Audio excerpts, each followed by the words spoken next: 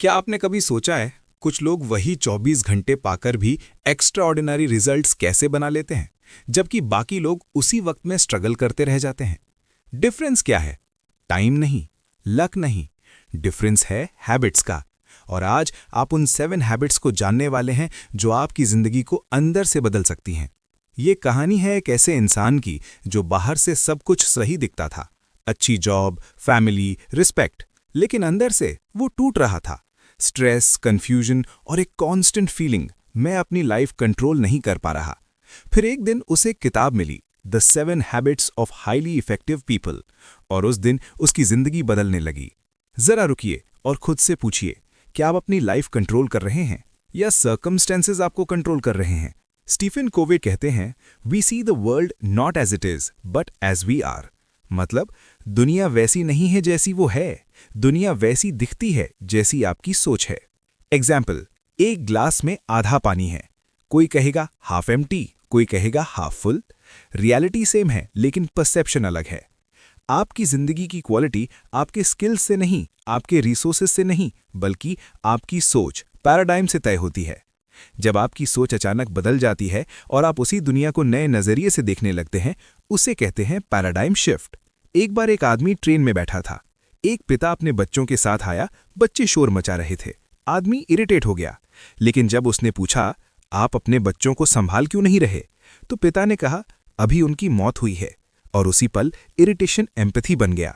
यही है paradigm shift. अब खुद से पूछिए, क्या आपकी लाइफ की प्रॉब्लम्स असल में प्रॉब्लम्स हैं या सिर्फ आपका नजरिया?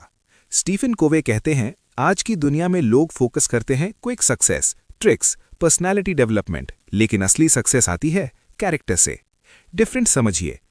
Number 1, personality ethic, fake smile, communication tricks, shortcuts. Number 2, character ethic, integrity, honesty, discipline, responsibility. Personality दिखावा है, कैरेक्टर असली फाउंडेशन है। रियल ट्रूथ, आप टेम्पररी सक्सेस फेक कर सकते हैं, लेकिन लॉन्ग टर्म सक्सेस सिर्फ कैरेक्टर से आती है। यह स्तंभ में लिख सोच पर ही है। आप अपनी जिंदगी के जिम्मेदार हैं। Reactive versus proactive.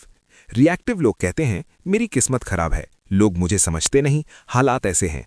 प्रोएक्टिव लोग कहते हैं, मैं क्या कर सकता हूं, मैं कैसे इंप्रूव कर सकता हूं।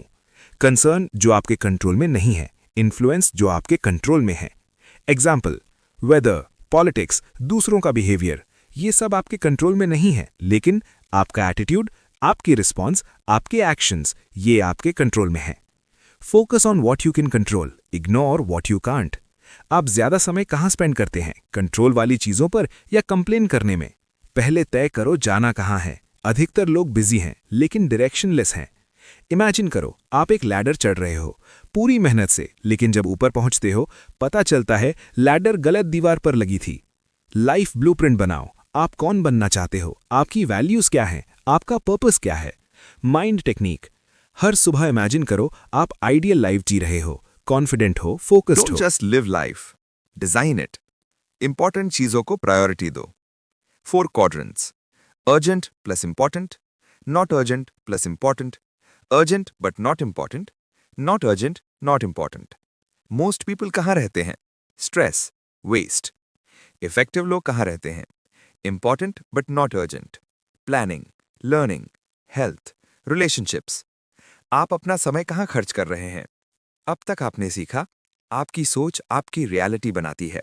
Character greater than personality. आप अपनी लाइफ के जिम्मेदार हैं।